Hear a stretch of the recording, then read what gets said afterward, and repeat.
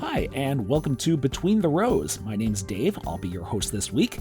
And first up today, we'll be talking about highly pathogenic avian influenza, which has so far hit over 1.8 million domestic birds across 9 provinces in Canada and almost 38 million birds across 34 states down in the US.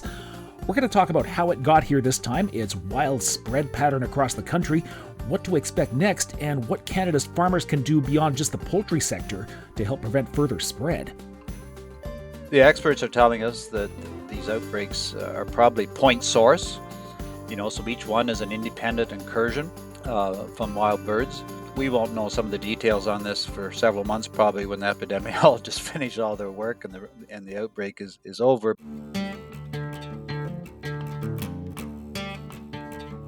Also, Bruce Burnett of Glacier Markets Farm is back to give us a big picture view of seeding progress so far across Western Canada, where it has yet to start and why, and how much time some grain and oilseed growers have before they have to reconsider their crop choices. The extent of it is going to yet to be told, but I do think some farmers are going to have to change some of their original seeding intentions from, let's say, wheat into other crops or canola into some other crops. All that's coming up on Between the Rows after this. Maybe you've had an idea about upgrading your operation.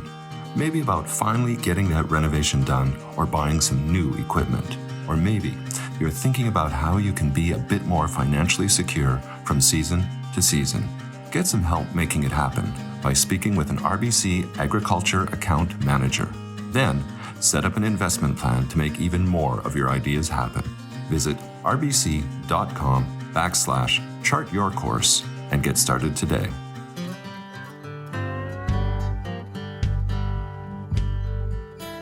Well, Canada's latest run of outbreaks of highly pathogenic avian influenza has now reached clear from coast to coast.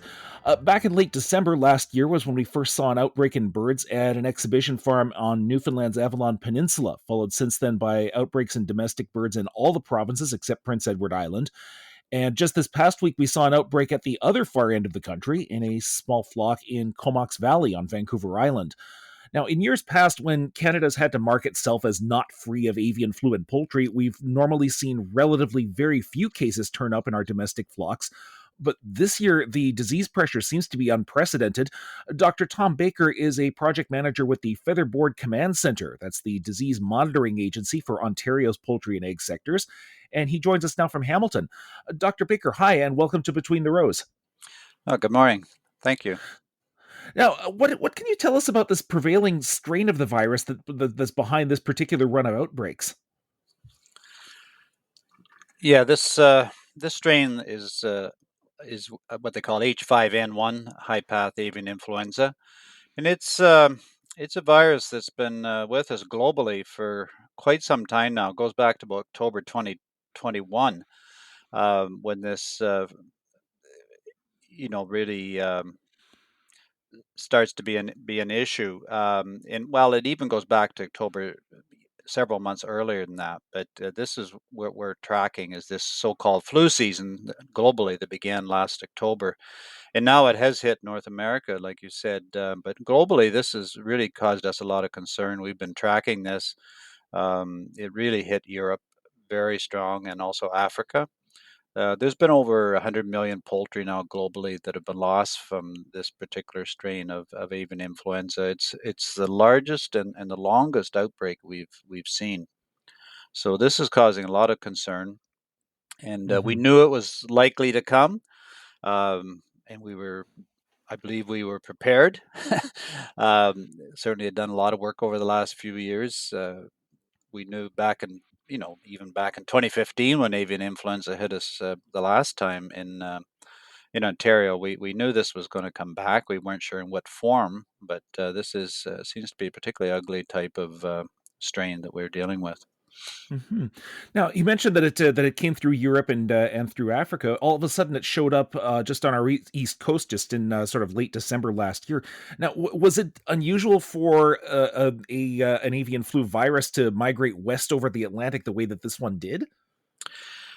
It's a good question, and I know initially some of the wildlife experts were telling us, well, some of these birds they hadn't seen before, and maybe they blew across from Europe or whatever. And I mean, that's possible. There certainly is high path AI in Iceland, which is well on the way, between the two continents. But I think you have to look at this, step back a bit and look at this. If you look at the globe, from the north, the Arctic, high Arctic, is it touches on all the continents, really. Well, all the northern hemisphere continents.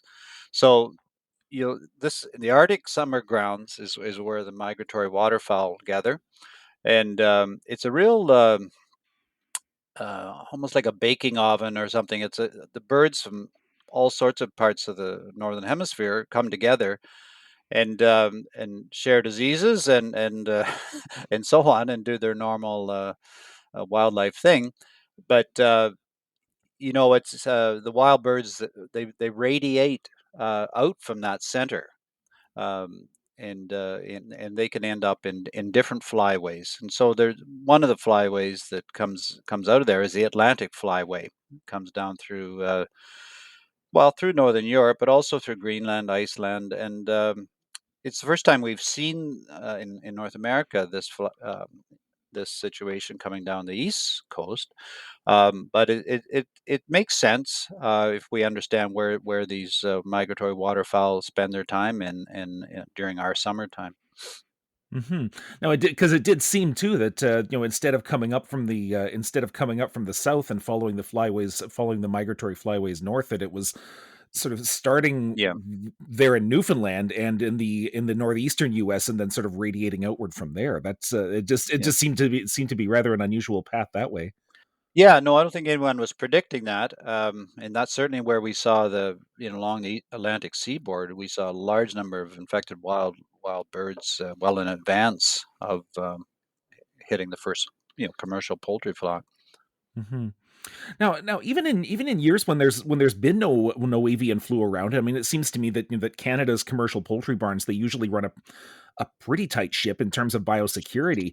Now, was there a major difference this time though, or a significant difference that allowed it to get through in so many sort of different and disconnected parts of Canada? I think there's two aspects to your question. One is that this virus is not the virus we knew before. First of all, there's about 3 or 4 dozen strains of this H5N1, and this particular one we're dealing with right now seems to be quite. It's hanging around, like it's not. It doesn't seem to be inclined to burn out or go away anytime soon. So there's been, the normal genetic drift and reassortments, mutations that take place. This particular strain is somewhat unique. Um, Certainly, we're seeing large wild bird die-offs in many parts of the world. Um, we're seeing that this virus has a long incubation time, up to 2 weeks, after a bird is infected before it may show signs. It requires a very small dose uh, to infect a bird. Uh, there's other little features like it. It can shed the virus without showing any symptoms. I guess those of us who have been tracking or suffering from COVID will be familiar with some of these, Mhm. those Yeah, I these, can relate. yeah, some of these concepts. But it does have a wider host range. We're actually seeing some examples now, even in North America, of mammals that have become infected. Now they don't transmit it to other mammals, but it shows how different this strain is, and what we're seeing in some of the ones that got into the commercial flocks, we're seeing a lot of domestic waterfowl, commercial operations. They seem to be very susceptible to this. So yeah, the virus is different. It's hitting outdoor flocks a lot harder than it did before in 2015. I was looking at the stats. I mean, these change every day. But Canada right now has 84 infected poultry flocks that have been hit with infection, and 40% of them are actually backyard flocks. And the U.S. is seeing the same kind of breakdown, and that's very different than 2015. Certainly in Ontario there were no backyard flocks, and I don't recall any anywhere in Canada. So there's some differences in the virus and how it acts. But on another aspect, well, certainly the geographic spread is remarkable. like you suggested, we have 9 Canadian provinces and 34 U.S. states now. And when you look at where the infections occur, it's not in one corner of a state or a province. It tends to hit several counties. So it's if you look at the Canadian Food Inspection Agency's map that they have on their website, you'll see all the the different primary control zones and so on. And it's not it's not concentrated in one area. It tends to be very widespread. Um, the experts are telling us that these outbreaks are probably point source. So each one is an independent incursion from wild birds. But we won't know some of the details on this for several months, probably when the epidemiologists finish all their work and the outbreak is over. But it's likely there's some local clusters where there's some horizontal, secondary transmission taking place as well. I'd be surprised if there isn't. Maybe just sort of wrapping up on that question, I think it's the biosecurity levels in the supply managed sector are really second to none. And I'm talking here about the broiler chicken flocks, the table leg layers, turkeys, and broiler breeders. The standards have increased over the years, particularly after 2015. It was a wake-up call to certain areas that maybe needed more addressing. So the standards are high. We think our audits would suggest that compliance is very high. But having said that, if there's a biosecurity breach, and that can happen so easily, the virus can get inside the barn, and then game over in most cases. So it's it's the number of cases when you look at each flock that's been infected. Certainly, the commercial sector, the supply managed sector that I talked about, are really only constitute only about 40% of the outbreaks. So there's a lot of outbreaks in other types of commercial poultry and game birds and certainly backyard flocks, as I mentioned before. So these are certainly not all occurring. Of course, the bulk of the birds are in the supply managed sector, but the in terms of the number of infected flocks, it's really about 40% of the total. Yeah. Now we know that in terms of the number of premises affected. It seems that that of course the concentration in terms of premises affected. There's Ontario, of course. There's a relatively highly concentrated poultry and egg sector there too, but the scope of the Alberta outbreaks seem to be a bit surprising to me, at least. Yeah, that was interesting, and a really a real challenge for the industry in Alberta, I'm sure. It is pretty typical that these kind of viruses will concentrate in areas of high density poultry population.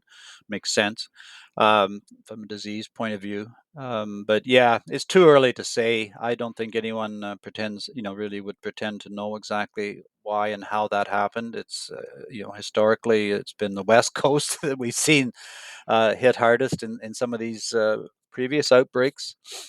This outbreak's certainly not over. We don't know how where we sold it, where we end with it in terms of the distribution. But yeah, this was somewhat surprising to me as well, and we'll just have to wait till more light can be shed on what happened. And now we have we have planting season underway in much of the country. I mean, not here where I am in Winnipeg, of course. Certainly in parts of the country where the fields aren't all underwater. Um, but certainly poultry farmers, they know the drill by now in terms of elevated biosecurity, as you said. But what do non poultry farmers need to keep in mind about this virus as they're heading out into the fields? Yeah, that's a concern. And back, I guess it's 2 or 3 weeks ago, the Feather Board Command Center actually issued a special update to farmers in Ontario, and it got distributed quite widely amongst crop farmers and so on, as well as livestock farmers, about the risks associated with the planting season. It's really you have to. I mean, it's common sense when you think about it. It's just that we don't tend to put the pieces together sometimes. And really, when you think about tilling and planting equipment, you're covering every inch of the fields. And Hmm. guess who was on those fields before you? It's these wild birds, the migratory waterfowl especially. So we've I think we have to realize that and assume that all water, wet soil, and feces are on the fields is contaminated with the AI virus, and even after the migration is complete, which hopefully we're getting close to, the virus can linger for quite some time, depending on the environment conditions. So. We pointed out to farmers that the soil and wild bird feces can stick to the tires and undercarriages of vehicles, and even any field equipment, all-terrain vehicles, whatever you've had out there. So, we did list a number of guidelines and Hmm. measures that crop farmers and with or without poultry should be following. Yeah. Hmm. Now, how long is once wild birds have done their business on a field? I mean, how long is the virus viable on the field after that? Do we know? Yeah, there's been some studies done on that. It kind of the studies that I'm familiar with were really done on in water and also on poultry manure.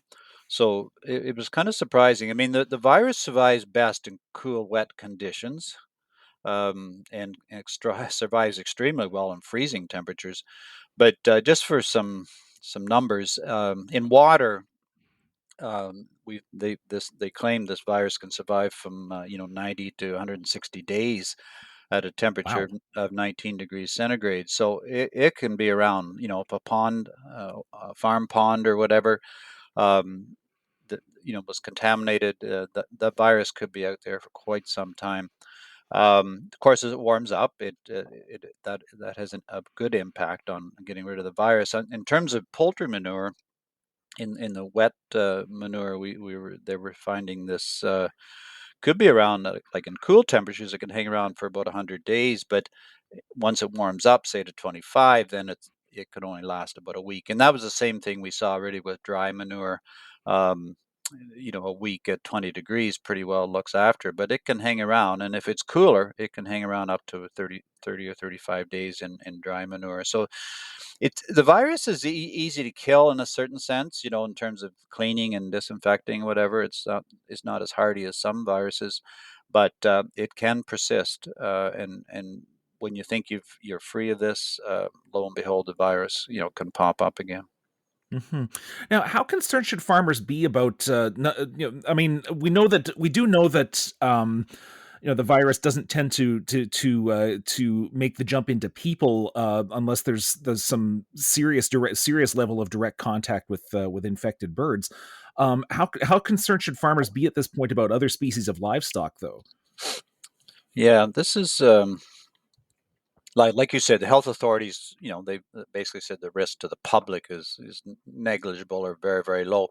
Yes. There may be some risk to farm poultry workers, that are engaged in the disease response, itself and in the recovery efforts, and that's why they protect themselves, with primary protective equipment.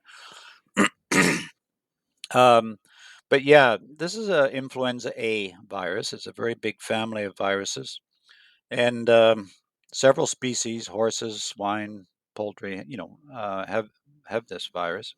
Dogs, Hmm.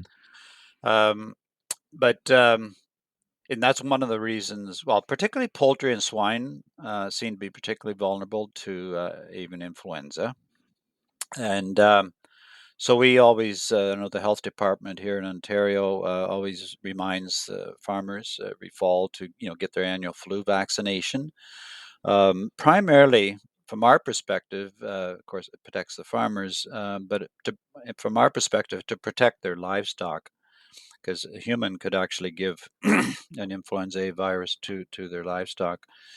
So there's always a risk when you have different species together of some virus reassortment happening, and so that's really what we're concerned here, more so than any threat to humans. It's we don't want to create any. We want to put barriers up to minimize the risk of this. Of these kind of viruses transmitting between species. With the H5N1 we're dealing with here right now, you're right, it really has not been a huge issue in terms of human health, but there's always some risk there. But I think the main issue right now would be protecting livestock and poultry from and want to make sure you don't give it to them. Yeah. Mm-hmm. Now, once just as far as the as far as Canada is concerned, is there a clear path really for Canada to get past this and to again sort of declare itself to be free of high path avian influenza? I mean, is there a sort of a next wave happening with that we need to be concerned about with this, or like Yes. as with COVID, for instance? Yeah. Well, I can say that in Europe, they were quite disappointed when the season when the outbreak should have ended, and they didn't. they, Oh they dear. they went through a wave. There was last summer. There was between April and October. There was some decline, but we kept seeing it popping up here and then it exploded again. So we're not sure this virus will burn itself out Mm-hmm. like it did in 2015. That virus is not around, now. So we're not sure what the tail end of this looks like, whether, warm weather comes and suddenly there's no more outbreaks, or if it's somewhat worrisome that our local non-migratory wild birds and predator birds are also, becoming infected with the virus. So that is a concern. It's kind of new ground for us, but it may be one of those things we have to live with, and it may just come and go, like kind of the human flus that we're associated with. Don't really know at this point. We're obviously hoping that that's not the case, but I think there's some risk that it may not go away completely or quickly. Okay. Well, it's certainly something we'll be keeping an eye out for. Dr. Baker, thank you very much for your time today. We really appreciate it. Thank you. Take care. You too. Dr. Tom Baker is a project manager with the Featherboard Command Center in Ontario. You're listening to Between the Rows. I'm your host this week, Dave Bedard.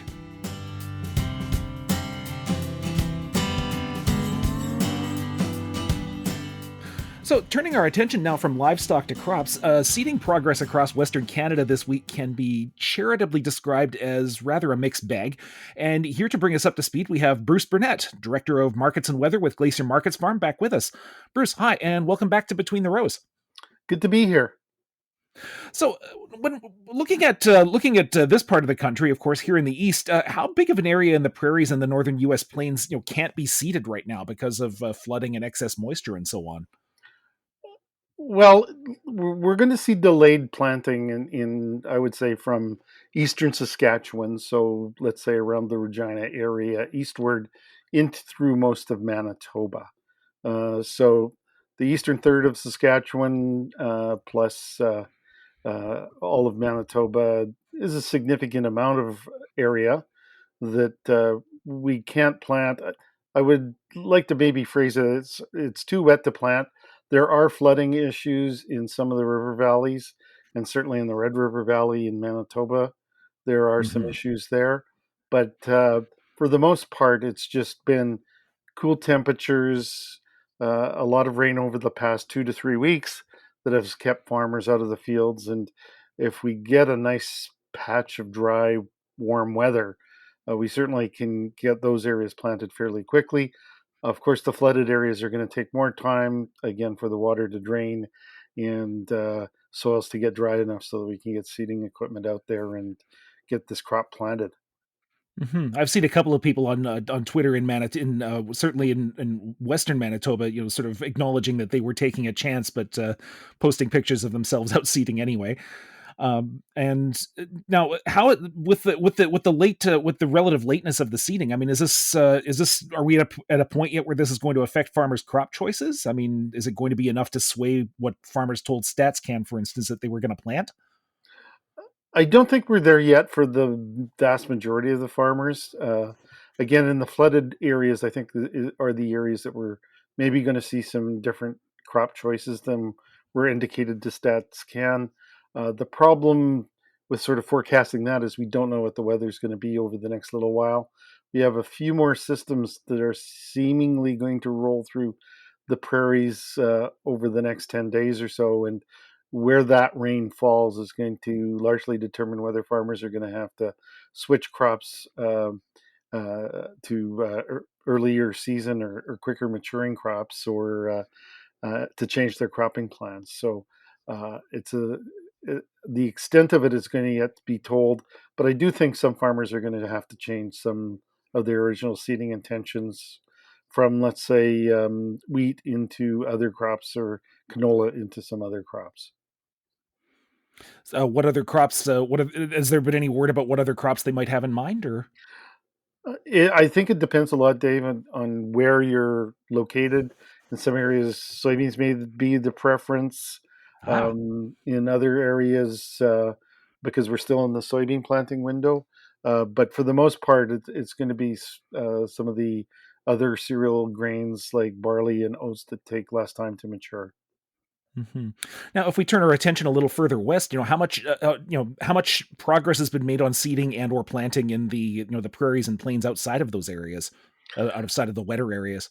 Yeah, well, certainly in terms of the provincial numbers, Alberta is the furthest along.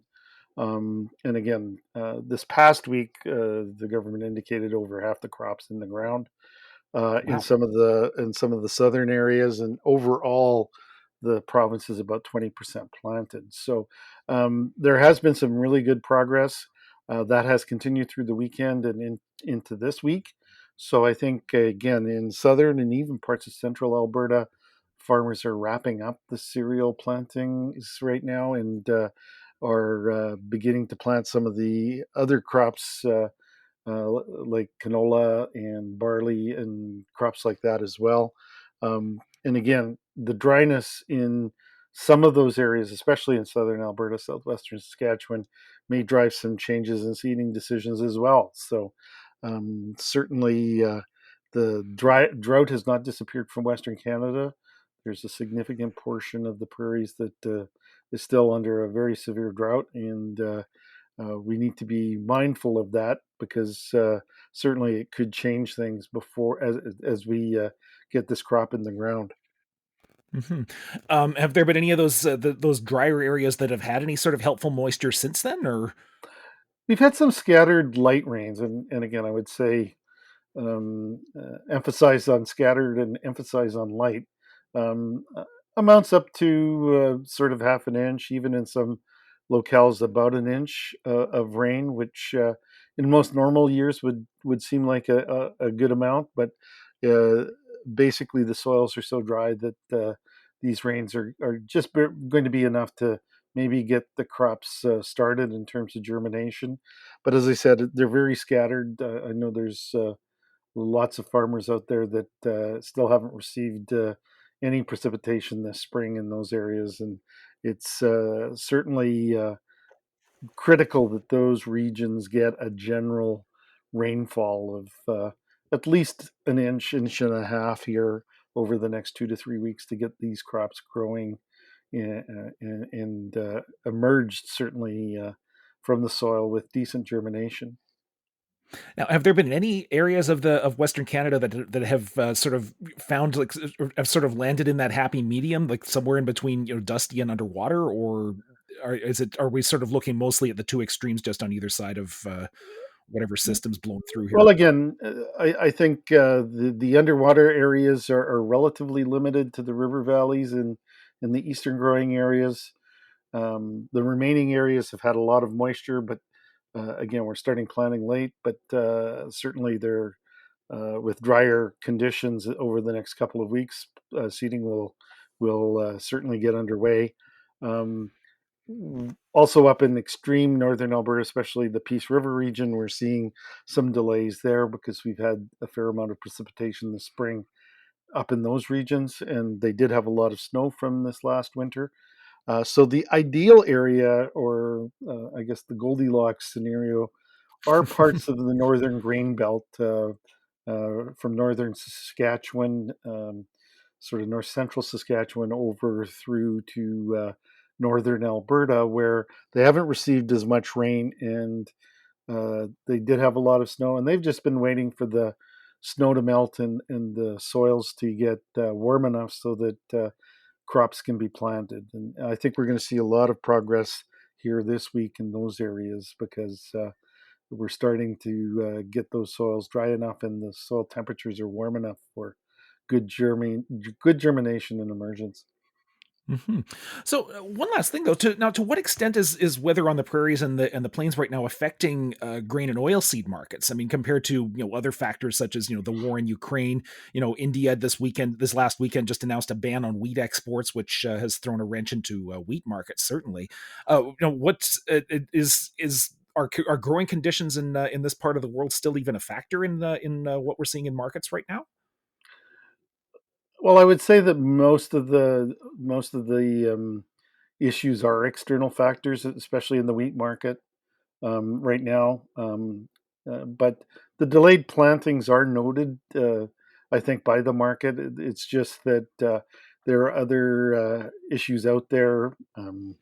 Drought in the southern plains in the U.S., as you mentioned, the Indian issue. All of those things are combining, and so I think we'll have to wait over the next little while to see if we have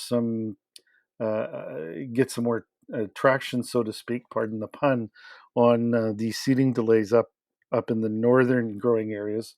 The the market is certainly aware of the problems in the U.S. in planting, and certainly they're aware that Canada is planting a little bit later than normal. I think the thing that is not noted enough is how a good portion of the prairies and parts of the western northern plains, especially in Montana, those areas remain desperately dry as well.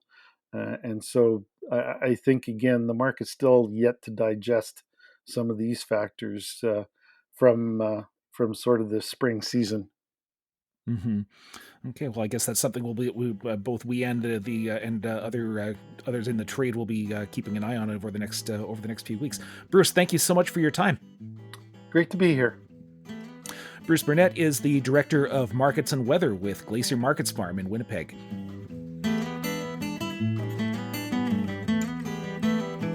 Well, that's our show for this week. I'd like to again thank our guests, Dr. Tom Baker and Bruce Burnett. Before we go, just a reminder that if you need to find any back episodes of this show, there's a couple of places you can go.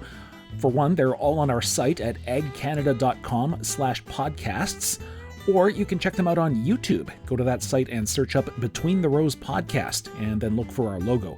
You'll find all our back episodes there, and it's still an audio show, of course, but in streaming video format. Now, we'll be back in a week with more from the Glacier FarmMedia family of publications and websites. You've been listening to Between the Rows, and I've been your host this week, Dave Bedard. Thanks for listening. Maybe you've had an idea about upgrading your operation. Maybe about finally getting that renovation done or buying some new equipment. Or maybe you're thinking about how you can be a bit more financially secure from season to season. Get some help making it happen by speaking with an RBC Agriculture Account Manager. Then, set up an investment plan to make even more of your ideas happen. Visit rbc.com/chartyourcourse and get started today.